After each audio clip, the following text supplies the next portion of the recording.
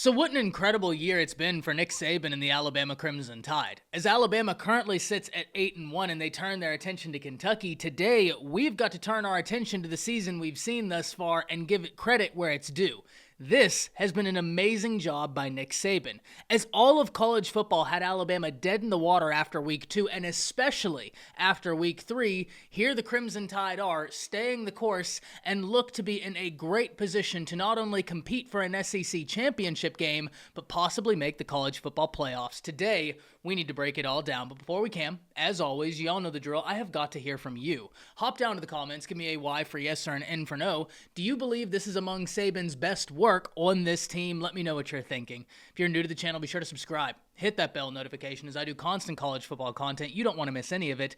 And if you enjoyed this content, be sure to like and comment down below, as those interactions seem small, they are massive. But having said all that, let's jump right into this. And we really need to appreciate what an incredible job Nick Saban and the entirety of the Alabama staff and players have done this year. In order to fully contextualize why this year has been so awesome if you're an Alabama fan, you first have to understand how insane it is what Nick Saban has done for the better part of a decade. Not only in terms of winning, that is impressive alone, winning national championships, winning recruiting battles, winning games, that is unbelievable.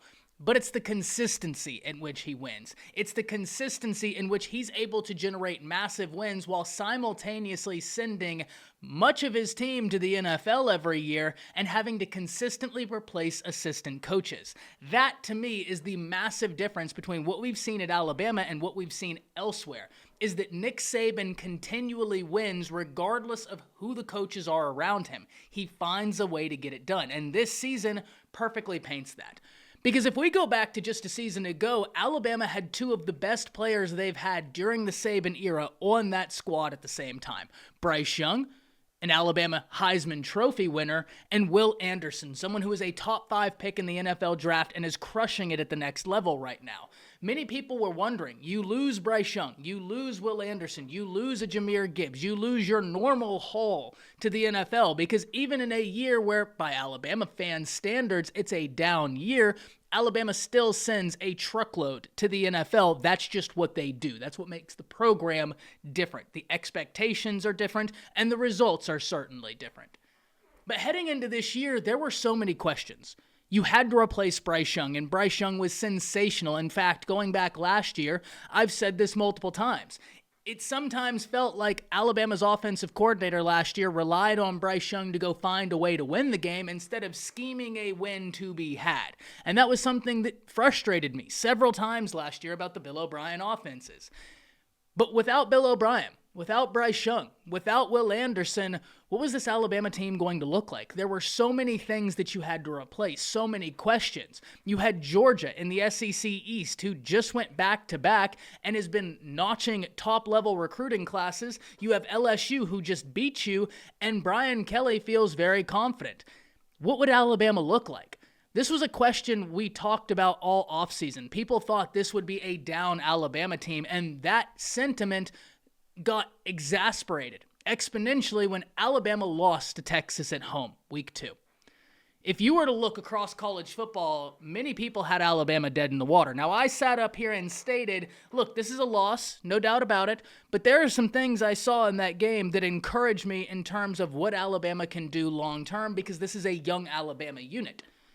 But a lot of those conversations went by the wayside when, not after they lost to Texas, but when they won against USF. Because, ladies and gentlemen, this proves a fundamental fact that I have talked about on this channel several times. Winning is winning, losing is losing. But not all wins are created equal, nor are all losses created equal. Because Alabama beat USF.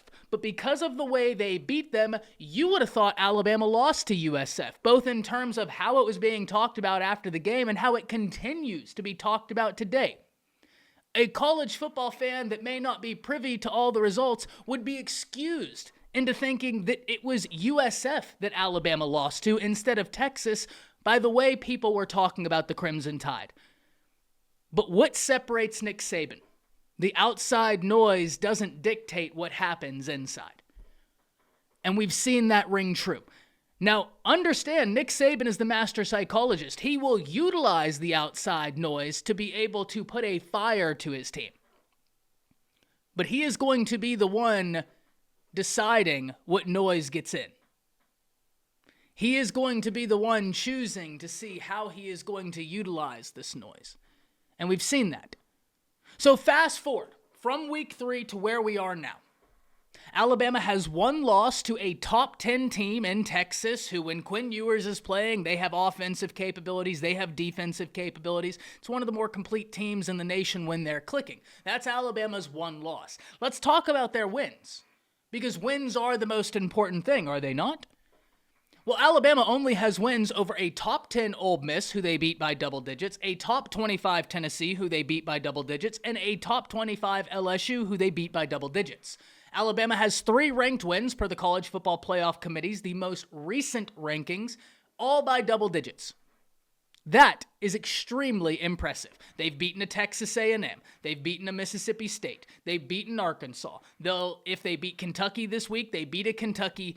Alabama has continually trended upwards during the course of this season, and that, ladies and gentlemen, is a testament to Nick Saban, the coaches, the players, and the entirety of the Alabama program, that they stayed the course.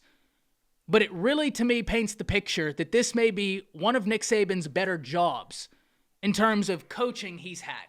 So much new. Young offensive coordinator who's only a few years older than myself. Kevin Steele comes back to try and revitalize the defense, which absolutely has worked. As whenever we talk about some of the best offenses Alabama has played, they've played 4 offenses that rank inside the top 25 offenses in the nation, and they've held them to 19 points per game, which is wild. Alabama is trending upwards at the best possible time, and college football has taken notice. Do not be disenfranchised into thinking they haven't.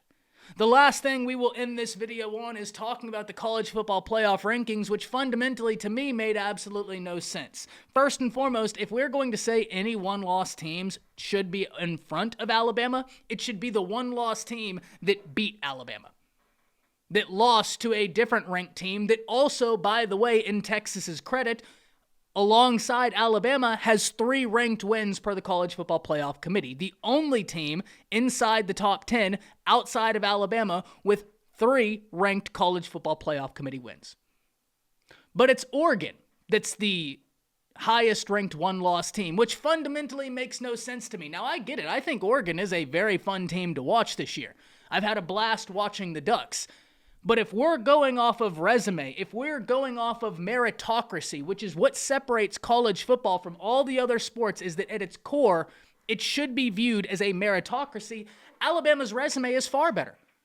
Oregon has 1 ranked win against Utah. They have a loss where they lost to Washington, which, look, like I said earlier, all losses are not created equal. All wins are not created equal. Oregon has a quote-unquote good loss, no doubt. But so too does Alabama. They lost to a top 10 team. So if we're going to give flowers for Oregon losing to Washington, we must also give flowers to Alabama for losing to Texas, 2 top 10 ranked teams. So what separates the two? They both have a loss to a top 10 team. One of these units has played multiple offenses and held them at bay, and they've played 3 ranked teams per the College Football Playoff Committee's rankings and have won by double digits.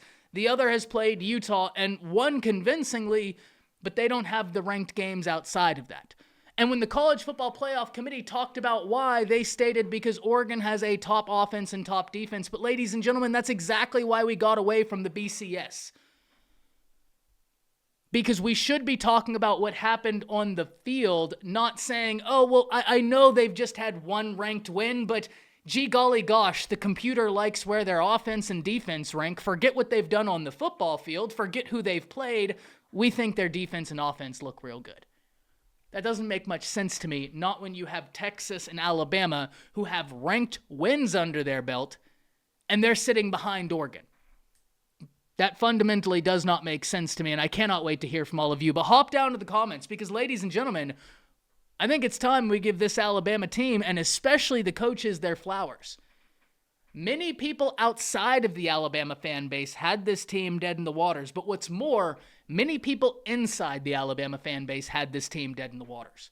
And here they sail towards a college football playoff berth. Something that I don't think your average college football fan would have expected if we had had this conversation week 4. Hop down to the comments. Let me know what you're thinking about the job Nick Saban and the coaching staff have done, because to me, this is one of his most impressive coaching jobs, and every week it gets more impressive because every week the whole team gets better, led by Jalen Milroe, who, ladies and gentlemen, has been so much fun to watch, and I can't wait to see what he does next. Hop down to the comments. Let me know what you're thinking. That's it. See ya.